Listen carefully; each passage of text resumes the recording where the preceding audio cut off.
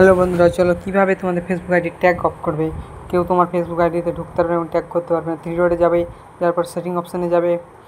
Setting অপশানে যাওয়ার পর, কারণ তোমাকে কেউ ট্যাগ করতে পারবে না তার জন্য, তোমার অনুমতি ছাড়া। নিচের দিকে যাবে, ট্যাগ অপশান পাবে, দেখবে লেখা আছে প্রোফাইল অ্যান্ড ট্যাগিং। ওখানে ক্লিক করবে।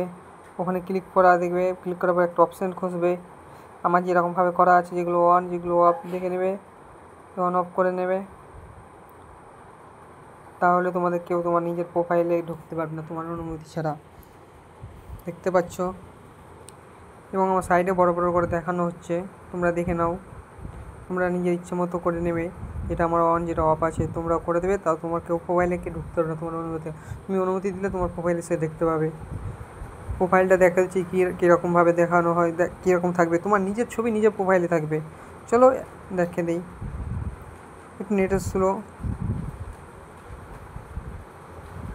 প্রোফাইল ব্যাক করতে একটু লেট হচ্ছে। দেখতে পাচ্ছ আমারই সব ছবি, অন্য কারোর ট্যাগ আমি যদি না নিই তো দেখতে পাবে না।